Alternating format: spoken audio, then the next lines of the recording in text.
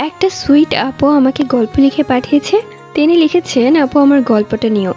অনেকদিন ধরেই ভাবছিলাম তোমার কাছে গল্প শেয়ার করব। আমি তোমার অনেক বড় ফ্যান, তবে টিকটকে ফলো দাও নি, ইউটিউব সাবস্ক্রাইব করা। আমি প্রত্যেকদিন রাতে তোমার গল্প শুনি এবং আমার নানুর সাথে, সেও তোমার ভয়েস অনেক পছন্দ করে। কথা না বাড়িয়ে গল্পটা বলি। কথা বাড়ানোর আগে আমি তোমার নানুকে ধন্যবাদ জানাতে চাই। আসলে আমি আগে ভাবতাম যে আমার গল্প শুধু বাচ্চারাই পছন্দ করে, বাট এখন দেখছি বড়রাও আমার গল্প পছন্দ করে। তো এটা যে কতটা ভালো লাগার একটা বিষয় বলে বোঝাতে পারবো না। তো যাই হোক, অনেক অনেক ধন্যবাদ আমার গল্প শোনার জন্য। এখন আমি সোজা চলে যাচ্ছি স্টোরিতে। আমার নাম জান্নাত। তোমাকে চিমটি কাটতে হবে, কেননা আমার নামও তো জান্নাত। ঘটনাটা আমার ছোট চাচুর সাথে ঘটেছে। আমার ছোট চাচুর নাম সাকিব। চাচুর তখন 18 বছর বয়স, আরও 1 বছর আগে ঘটা। তখন আমরা শহর থেকে গ্রামে গিয়েছিলাম। আমার দাদু, ফুফু আর চাচু আগে থেকে শহর থেকে গ্রামে থাকা শুরু করেছিল। আমার চাচুর বয়স তখন ঘুরে বেড়ানোর, তাকে না করলেও শুনতো না। রাতে কাজিন আর বন্ধুদের সাথে গ্রামে মুদি দোকানগুলোতে আড্ডা দিত। তো সেই দিন তারা ঠিক করলো রাতের বেলা নদীর পাড়ে যাবে এবং সেখান থেকে মাছ ধরবে। তারা 5-6 জন মিলে সেখানে যায়।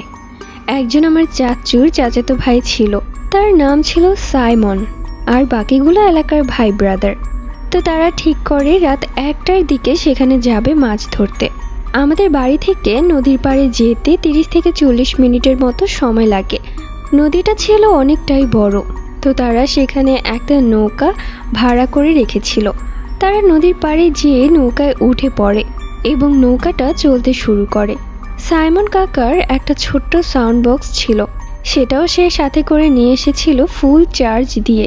কিন্তু সেখানে গিয়ে বক্স চালু করতে যেয়ে দেখে সেটাতে কোনো চার্জ নেই এবং সেটা চলছে না। আর নৌকাটাও অস্বাভাবিক নড়তে শুরু করে। তারা কিছুটা ভয় পেয়ে যায়। সেই নদীতে অনেক মাছ পাওয়া যায়, তবে তারা সেই দিন একটা মাছও পাচ্ছিল না।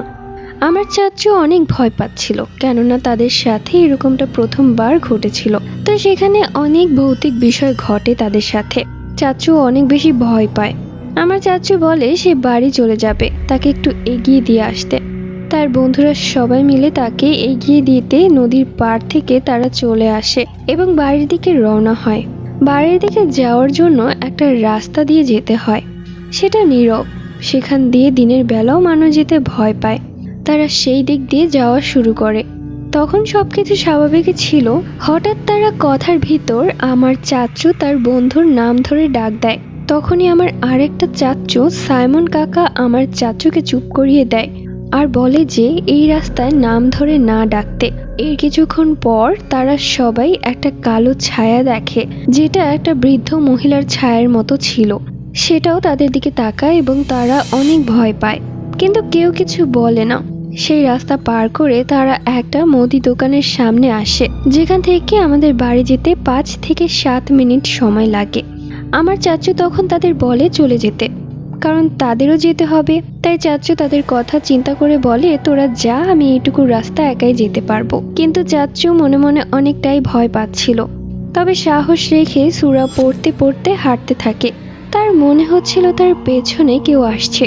বাড়ির একটু সামনে এসে চাচু অনেক জোরে দৌড় দেয় এবং বাসায় চলে আসে এবং অনেক জোরে দরজায় বাড়ি দিতে থাকে। আমার দাদু দরজা খুলে এবং বলে, কি হয়েছে তোর? তখন চাচু বলে, আমি অনেক ভয় পেয়েছি, আম্মু আমাকে দোয়া পড়ে একটু ফু দিয়ে দাও তো। পরে আমার দাদু দোয়া পড়ে ফু দিয়ে দেয় এবং চাচু দাদুকে সবটা খুলে বলে। এরপর থেকে টানা 2 দিন আমার চাচুর শরীরে অনেকটাই জ্বর ছিল এবং সে আরও একটি ঘটনা লিখে পাঠিয়েছে এবং সেই ঘটনাটিও তার চাচুর সাথে ঘটেছে, তবে ওই ঘটনার আগে ঘটা। আমার চাচু তখন একটা মোবাইলের দোকানে কাজ করত। তো তার ফিরতে ফিরতে রাত 9টা-10টা বাজতো। আমার চাচু তার সাইকেল দিয়ে আসা যাওয়া করত। সে যেখানে কাজ করত সেটা ছিল আমাদের বাজারে। সাইকেল দিয়ে আসতে 15 থেকে 20 মিনিট সময় লাগতো বাজারের 3টা রাস্তা দিয়ে যেতে। আমার চাচু আমার বড় ফুপুর বাড়ির সামনের রাস্তা দিয়ে সব সময় আসতো। সেই রাস্তা দিয়ে আসলে একটু তাড়াতাড়ি হতো, তাই ওই রাস্তা দিয়ে আসার সময় চাচু লক্ষ্য করত একটা নির্দিষ্ট জায়গায় অনেক সুন্দর একটা গন্ধ পাওয়া যেত। ওই জায়গা ছাড়া এটা কোনো জায়গায় পাওয়া যেত না। এইরকম প্রায় হতো। একদিন চাচু আসছিল এবং সেই জায়গায় এসেই সেই গন্ধটা আবার পায়। এবং সেই জায়গায় চাচুর সাইকেলের চেইনটা খুলে যায়। চাচু অনেকটা ভয় পায় কারণ রাস্তাটা ছিল অনেকটাই অন্ধকার। তখন চাচু সাইকেলটা হেঁটে হেঁটে নিয়ে যাচ্ছিল। হঠাৎ চাচু একটা কালো ছায়ার মতো দেখে এবং অনেক ভয় পায় আর সাইকেল নিয়ে দৌড় দেয়। একটু পর ওই গন্ধটাও আর পায়নি আর সাইকেলের চেনটাও ঠিক হয়ে যায়। তারপর চাচু তাড়াতাড়ি বাড়ি চলে আসে এবং সবকিছু আমার মেজো চাচিকে বলে। চাচি তখন বলে যে চাচুকে নাকি পরী বা মেয়ে জিন এমন কিছু পছন্দ করেছে। আর তখন যদি ওই জায়গায় চাচু মনে মনে বলতো যে গন্ধটা অনেক সুন্দর, তাহলেই চাচুকে সে নিয়ে যেত। এরপর প্রায় চাচু ওই গন্ধটা পেত কিন্তু পাত্তা দিত না।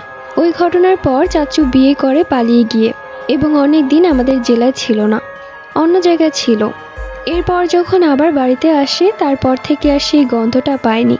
এরপর নাকি একদিন ওই রাস্তা দিয়ে আসার সময় সেই গন্ধটা পেয়েছিল, যেটা সে আমার ছোট চাচিকে কিছুদিন আগে বলেছে। এবং সবকিছু ঠিক আছে, সবাই আমাদের জন্য দোয়া করবেন। এরপর আপুটি লিখেছে, একেবারে সত্যি গল্প, বানান ভুল হলে ক্ষমার দৃষ্টিতে দেখো। আসলে সত্যি বলতে তার লেখার ধরনটা আমার কাছে এত ভালো লেগেছে, আমি একদম গড়গড় করে পড়েছি। এমনিতে অনেকেই আমাকে গল্প লিখে পাঠায়, তাদেরকে আমি সবসময় বলি যে সুন্দর করে দাড়ি কমা দিয়ে গুছিয়ে লিখতে। অনেকের বানানো ভুল হয়, আবার দাড়ি কমাও দেয় না, তাই আমি আসলে বুঝতে পারি না কোন লাইন থেকে কোন লাইনে চলে যাচ্ছে, অথবা আমি যে একটা কথা বলে থামবো সেটারও কোনো উপায় নেই। তো যাই হোক, আপুটি অনেক সুন্দর করে গুছিয়ে লিখেছে। থ্যাংক ইউ সো মাচ এত সুন্দর একটা স্টোরি আমাদেরকে পাঠানোর জন্য। আর তোমাদের কাছে কেমন লেগেছে অবশ্যই কমেন্ট করে জানিয়ে দিও। স্টোরিটি লিখে পাঠিয়েছে জান্নাত। যাই হোক, স্টোরিটি ভালো লাগলে অবশ্যই একটি লাইক দিতে ভুলো না। আল্লাহ হাফিজ।